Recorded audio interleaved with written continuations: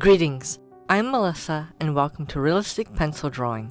In this tutorial, I will show you how to shade a value scale and a gradient bar.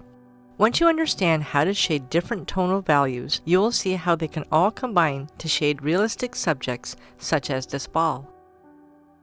Let's begin using a 2B pencil. This end will be the lightest shade, while this end will be the darkest. So I will start at the darkest shade and get lighter as I progress down the scale. I would never recommend pressing down too hard while shading darker tones, as it will be easier to see unwanted lines and overlapped areas. I will speed up my shading so you can see the progress more quickly. My shading is tight and close together. You can always go back and build up darker shading, so don't worry if it's not as dark as you want it to be right from the start. While shading, my pencil is on an angle. If I were to shade with my pencil completely horizontally, I would achieve an entirely different shade. Typically, this type of position tends to skip over the texture of the paper. I'm trying to avoid shading in rows and will move into different areas to avoid this. The pressure of the pencil on the paper must remain consistent. Once I have shaded the area, I can decide to shade back over it with increased pressure to get the shade even darker. I'm going to stop here as I will base the rest of my value scale on this tonal shade. Now we move on to the next tonal value. This value will be a little lighter than the one I just shaded, so I have to ensure my pressure and layering are less than they were previously. I will shade the area with the same shading technique and pencil position, but my pressure will decrease. Be sure to constantly look at the current shade value to compare it to the previous value. Again, go over to fill in any missed spaces or work up the shade. You will see how I stay fairly consistent with my shading and maintaining a lighter shade. Now on to our third tonal value. This of course will be even lighter than the previous one.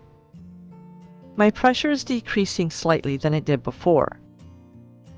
I'm evaluating how light I need to shade compared to the previous shade.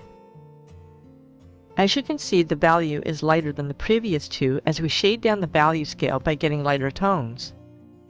If you have any overlapped shading, you can easily remove them with a kneaded eraser. When drawing, you will use every shade between these and more.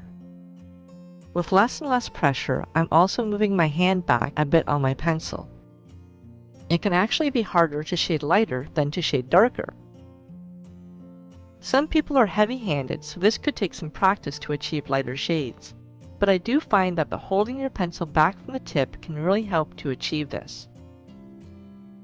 This is the last value on our scale, and it has to be the lightest. I am barely gripping my pencil, and my pressure is very light with just moving the tip of the pencil along the top of the paper. Remember that I'm still using a 2B pencil as I shade this lightly. The shading takes a lot of time because I'm filling up the box pretty quickly compared to the darker tones. Again, go over but oh so lightly to fill in any gaps. Now let's go for the gradient scale. This can be a fun one to do. I'm going to shade from dark to light as I had with the value scale, but with shading all the shades in between too. Get comfortable and keep the pencil at an angle. I'm going to begin shading using long strokes. I will, as always, work up the darker toned values with added pressure. Keep going back and build up the values, and as you move down the bar, decrease the pressure. Now you can really start seeing it come together. I find it pretty cool watching the process come together when sped up. The tough part can be when you decrease the pressure to become light. Sometimes we can run out of room while keeping in the mid-tone shading. It is very easy to do. For this final step of our gradient bar, I will blend it using a tissue.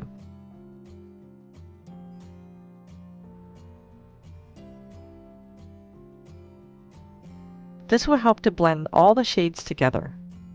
Again, using added pressure, blend in the darkest tone, and as you blend down towards the lighter shading, lift off the pressure. You may need to go back one or two more times to go over it again.